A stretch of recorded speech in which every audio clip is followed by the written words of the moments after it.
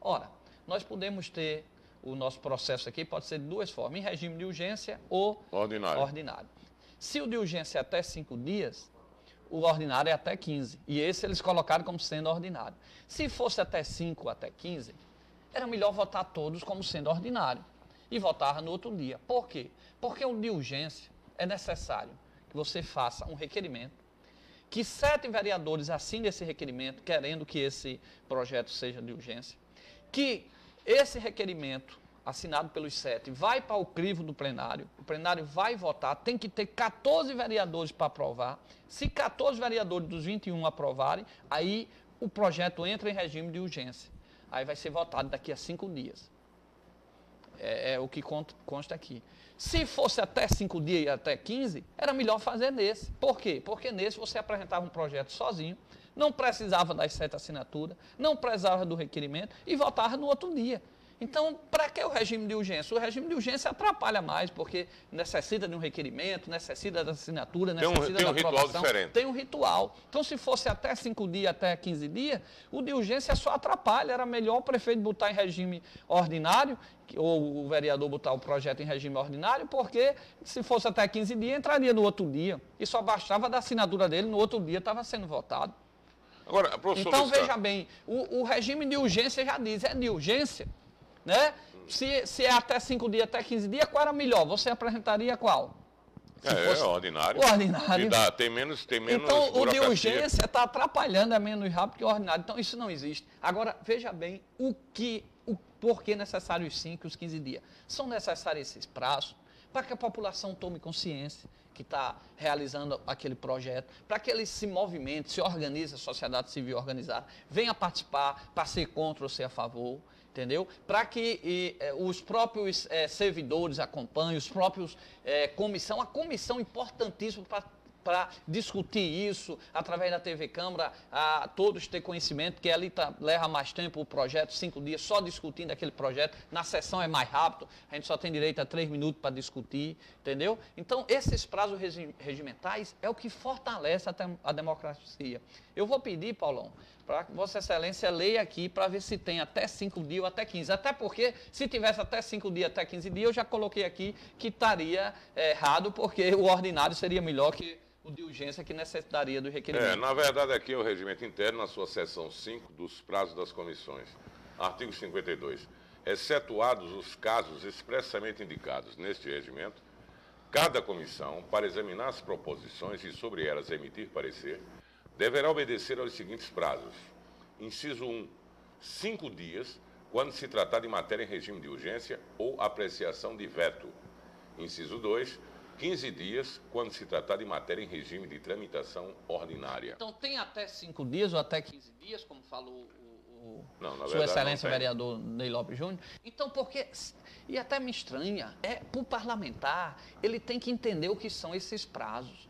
Porque os 5 dias, esse regimento técnico que foi discutido na legislatura passada, que eu fiz parte, se eu não me engano, o advogado Paulo de Tasso estava presente, então foi um dos que articularam, junto com a comissão de advogados que construiu esse regimento técnico. Esses prazos são importantes para o parlamentar, para a democracia. A gente tem que ter isso no sangue. Não é que o até 5 dias ou até 15 dias, isso seria uma forma mais errada de se pensar. Esses prazos, 5 dias e 15 dias, são os prazos que dão consistência ao projeto. São os prazos para que o projeto seja provocado para a sociedade, seja discutido em audiência pública. Então, esses prazos são a veia da democracia. Então, nós não podemos fazer com que um projeto seja lido num dia e votado no outro. Ou porque tem a maioria, isso não pode, o regimento é importantíssimo. Então, o que foi feito com essa antecipação da eleição, que para mim é uma política antiga, que infelizmente essa legislatura votou, né, mas não teve o meu voto, Você absteve? Eu fiz a abstenção. Por quê? Porque antecipar a eleição, como foi antecipada agora, a abstenção não é que você seja contra a mesa diretora eleitoral. A mesa diretora não. A questão foi só o processo. Foi todo o processo. Luiz, né? Você falou sobre a questão do processo, né, que foi equivocado, mas você falou na questão legal. Mas a chapa o grupo que promoveu toda essa mudança, essa antecipação, essa mudança no estatuto do regimento e essa eleição antecipada, alega que eles só tomaram essa iniciativa porque o presidente da Casa, Dickson Nasser, havia assinado um documento, eu até citei aqui no início do nosso programa, se comprometendo a não permitir mais a reeleição, ele não seria mais candidato à reeleição, e assumiu esse compromisso com aquele grupo que fazia oposição a ele. E que, segundo esse grupo, disse que ele descumpriu no momento em que ele deu uma entrevista para uma TV local, uma TV aberta, dizendo que desconhecia esse documento, que não lembrava de ter assinado esse documento, e que era candidato à reeleição. E, segundo eles tomaram essa iniciativa por conta da atitude do presidente. Isso foi uma questão mais política. Como é que você vê isso aí, você que acompanhou o processo? Primeiro, nenhum erro justifica outro. É um absurdo. Você não pode...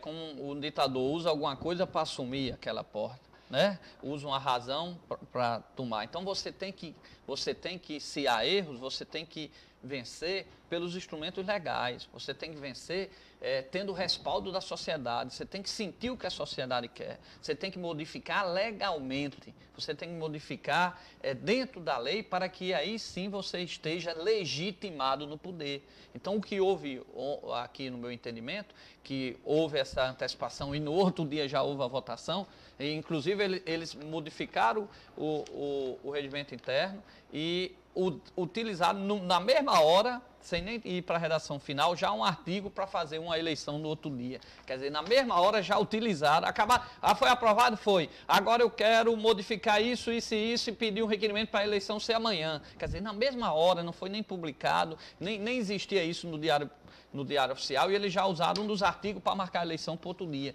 Então, erros enormes. Um absurdo desse, isso não pode, o regimento interno, ele não pode ser rasgado dessa coisa. O que ocorreu com esse projeto do vereador Júlio Protásio e Edivan Martins foi um estrupo ao regimento interno. E nós não podemos concordar com isso. E não tem nenhuma justificativa que faça com que você rasgue o mais importante que você tem numa instituição, em fortalecer uma instituição, que é o regimento interno. Já teve vereador aqui na casa que andaram rasgando, né, o regimento interno. Então foi um fato lamentável. Mas rasgaram literalmente, vamos dizer assim. Rasgaram literalmente. Foi um fato lamentável. E aí você diz, e quais seriam os caminhos? Os caminhos era o procedimento normal. Primeiro, eu acho que não deveria modificar, antecipar essa eleição. Eu acho que foi um retrocesso nessa casa. Agora, se eles quisessem fazer isso, fizessem nos trâmites normais. Entrasse com processo, passasse nas comissões, fizesse a audiência pública, fosse discutida, a sociedade tomasse conhecimento. A sociedade nem está sabendo disso. Foi lido num dia e votado no outro. Quer dizer, quem abriu o jornal hoje está vendo lá, vereadores de Natal anteciparam a eleição e elegeram o novo vereador para 2012, vereador Edivan Martins, vereador Júlio Protásio, primeiro secretário. Quer dizer, não podem ocorrer dessa forma. E o mais importante, nós fizemos. Você não está discutindo a questão da capacidade deles de administrar a Câmara. Edivan, no caso que foi eleito, inclusive, é bom que eu coloque aqui para vocês, a chapa eleita é Edivan Martins na presidência. Primeira vice-presidência ficou com Ney Júnior. Segundo com Júlio Arruda. Terceiro vice-presidente é Maurício Gugel. Primeiro secretário é Júlio Protásio. Segundo secretário, Albert Dickson. Terceiro secretário, Ranieri, não, peraí. Eu não estou acompanhando. Terceiro é Adão Eridan. E o quarto, Chagas Catarino. Lembrei de todos agora. Veja bem, a posição que eu estou entendendo do professor Luiz Carlos é que ele não é contra a chapa que foi eleita, com relação à questão administrativa. Até porque nós nem discutimos, não houve debate quem era a chapa, quem era, nós nem tivemos conhecimento da chapa. O seu questionamento é só com relação ao processo. O processo, nós votamos